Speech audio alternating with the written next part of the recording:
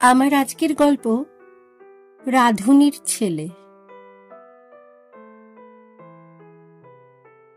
গৃহিণী নাম জিজ্ঞেস করলেন।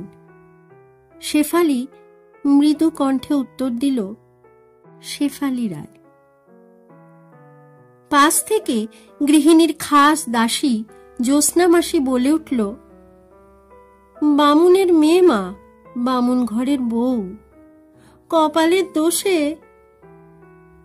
সে আর কথাটা সম্পূর্ণ করল না। গৃহিণী সমবেদনার সুরে বললেন, তাই তো দেখছি, এই বয়সেই কপাল পুড়েছে। তা এইটি বুঝি ছেলে? শেফালি তেমনি নত মুখে মাথা নাড়ল। বয়স কত? 10। তা রান্না বান্নার কাজ সব পারবে তো? এতজন লোকের রান্না।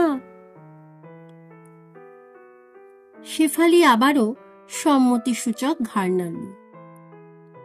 জ্যোৎস্না মাসি তার হয়ে বলল, পারবে মা, পারবে, ও সব পারবে। বাবুদের বাড়িতে অতনুর মা শেফালির রাধুনির চাকরি হয়ে গেল। বছর ঘুরতে চলল, অতনুর বাবা মারা গেছে। একটা বছর সঞ্চিত অর্থে কোনো ক্রমে চলার পর সেই সম্বলটুকু দিয়ে বাড়ি ভাড়া মিটিয়ে শেফালিকে তার ছেলের হাত ধরে পথে নামতে হয়েছে। চেনা পরিচিত অনেকের কাছেই সে নিজের দুরবস্থা বর্ণনা করে কোনো কাজ থাকলে দেওয়ার কথা বলে রেখেছিল। সেই সূত্রে বাবুদের বাড়ির খাস পরিচারিকা জ্যোৎস্না মাসি তাদের দুঃখ আর অসহায় অবস্থা দেখে গৃহিণীর কাছে সুপারিশ করে তাকে রাধুনির কাজটা পাইয়ে দিল। তাদের রান্নার জন্য একজন দরিদ্র ভদ্র ঘরের ব্রাহ্মণ বধূর দরকার ছিল। জ্যোৎস্না মাসির এ দয়া শেফালি জীবনে ভুলবে না। ছেলের হাত ধরে সে যখন বাবুদের বাড়ি প্রবেশ করছিল, তখন তার পা কাঁপছিল। পারবে তো এদের মন জুগিয়ে চাকরি বজায় রাখতে? তবু তো ছেলেকে নিয়ে মাথা গোজার একটা ঠাঁই হল।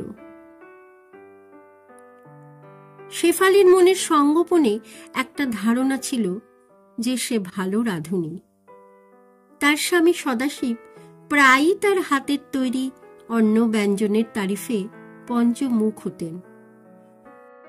গরিবের ঘর, তবু পার্বণে উৎসবে ভালো পদ রান্না হলে তার ছেলে অতনুর আনন্দের সীমা থাকত না। মা, তোমার হাতে দুধ পুলি, উফ, এমন স্বাদ আর কারো হাতে নেই বলে অতনু পরিতৃপ্তির সাথে মায়ের বানানো পিঠে খেত।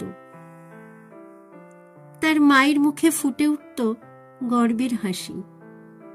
হোক না কম তেলে কম ঘিয়ে রান্না, হোক না দুধে জলের পরিমাণ বেশি, তবু সে রান্নাই তাদের কাছে অমৃত সমান ছিল।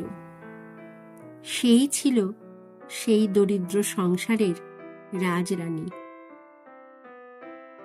আর আজ পরের বাড়িতে দাসীবৃত্তির কাজে নিযুক্ত শেফালি।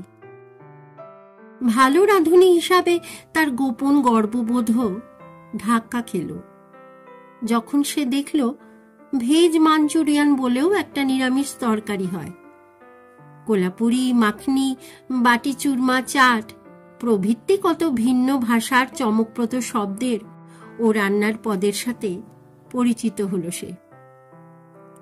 বড়লোক বাঙালি পরিবারে রান্নার যে কত রকমের হয় দেখে অবাক হল। বাবুদের ছেলেরা একসাথে খেলে, রাধুনির ছেলে অতনু দূরে দাঁড়িয়ে তাদের খেলা দেখে।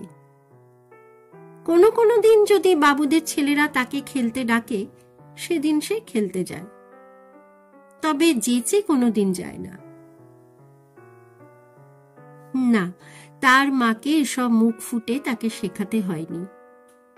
মাকে দুঃখের হাত থেকে নিষ্কৃতি দেওয়ার জন্য অতনু নিজেই এসব শিখে নিচ্ছিল বড় দ্রুত। সে রাধুনির ছেলে, সে আর বাবুদের ছেলের সমান নয়। তারা ডাকলেই যেতে হয়, না ডাকলে না। পরিস্থিতি দ্রুত মানুষকে সব শিখিয়ে দেয়। জ্যোৎস্না মাসের সহায়তায় শেফালি গৃহিণীর মন জুগিয়ে চলা বেশ আয়ত্ত করে ফেলেছে। গৃহিণী মানুষটা মন্দ নন, এত বড় বাড়ির গৃহিণী, মনটাও বড়। দেখতে দেখতে দুর্গাপুজো এসে গেল। বাবুদের বাড়িতে বড় করে পুজো হয়। সেদিন বিকেলবেলা বাড়ির সকলের জন্য নতুন জামা কাপড় এসেছে। বাড়ির ছোট বড় সবাই মিলে এক জায়গায় হয়ে নিজের নিজের জামা কাপড় হাতে তুলে নিচ্ছে। সকলের মুখেই খুশি আর আনন্দ। বাহ, আমার জামাটা কি সুন্দর হয়েছে রাহুল, দেখ, দারুণ ফিট হবে আমার। রাহুল বলছে, এই প্যাকেটটা দাও না, ওটায় আমার জামা আছে। প্রবল আগ্রহে প্যাকেট খুলে সে জামা বার করছে। শেফালি রান্নাঘরের দরজায় দাঁড়িয়ে এসব দৃশ্য দেখছে। এদেরই বয়সী তার ছেলেটা বৈঠকখানার বাইরে দাঁড়িয়ে দেখছে, মুখটা মলিন। ছেলের শুকনো মুখটা শেফালির মনে গিয়ে সজোরে ধাক্কা মারল। সে অল্পদিন হলো কাজে নেমেছে। এবছর কি গিন্নিমা তাকে পুজোর বোনাস দেবেন?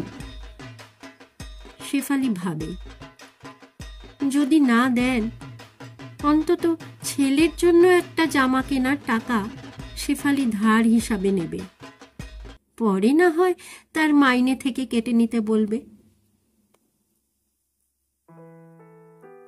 আজ আর রান্নার কাজে মন দিতে পারছে না শেফালি। ছেলের মুখটা বারবার তাকে অন্য মনস্ক করছে। মনে পড়ছে স্বামী বেঁচে থাকার দিনগুলি। কত শখ করে সে জামা কিনে আনতো ছেলের জন্য। সে জামা গায়ে দিয়ে তার ছেলে যে আনন্দ পেত, তাই বাবুদের ছেলেদের আনন্দের চেয়ে কম নয়। রান্নার কাজ সেরে ঘরে ফিরে শেফালির বুকটা ধক করে উঠল। অতনু তো ঘরে নেই, গেল কোথায় সে? এ সময় তো সে ঘরেই থাকে।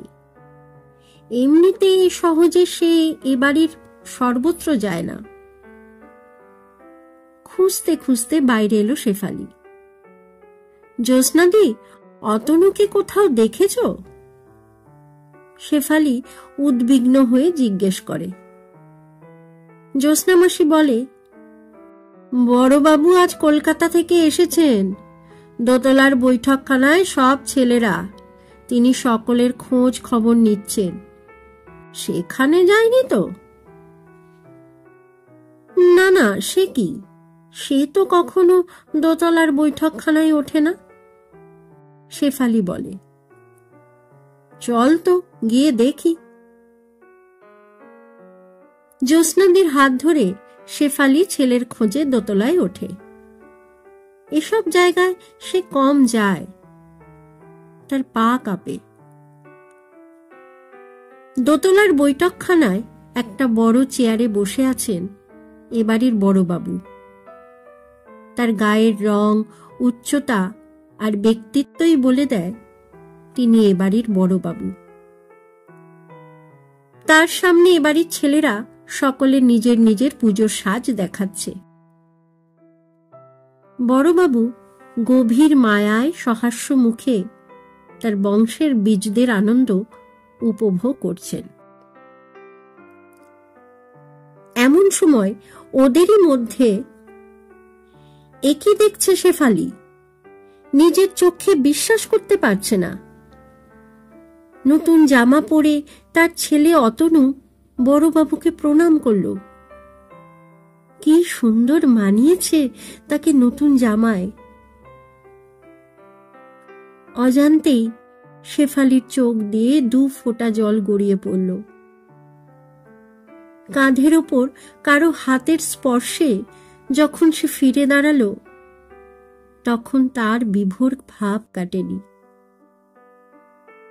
চোখের জল মোছার কথা তার মনেও পড়ল না। গৃহিণী সেই জল দেখে বললেন, ছি, চোখে জল কেন? আজ আনন্দের দিন। দেখ দেখি তোমার জন্য কেমন কাপড় এসেছে। হোক বিধবা, অল্প বয়স, এটুকু রং তোমাকে বেশ মানাবে।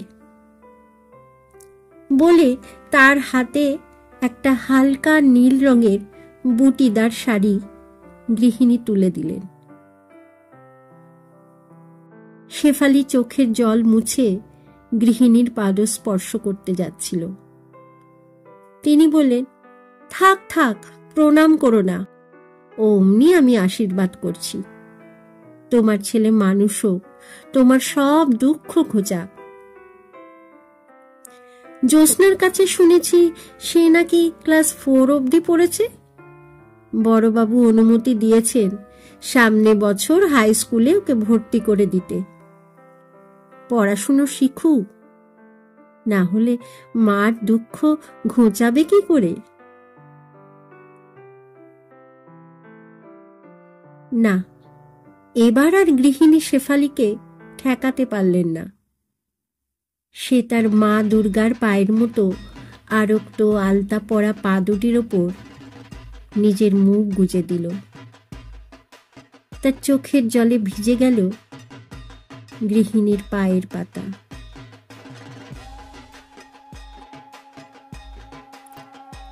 কলমে জয়শ্রী চক্রবর্তী, গল্প পাঠে আমি অর্পিতা। আমার গল্প পাঠ যদি আপনাদের ভালো লাগে তাহলে আমার এই চ্যানেলটিকে সাবস্ক্রাইব করে আমার পাশে থাকার অনুরোধ রইল, যাতে এমন নতুন নতুন সুন্দর সুন্দর ভিন্ন স্বাদের গল্প নিয়ে আমি আপনাদের সামনে আবার হাজির হতে পারি। আজকের মতো বিদায়। সকলে ভালো থাকবেন, সুস্থ থাকবেন, এই প্রার্থনা করি। ধন্যবাদ।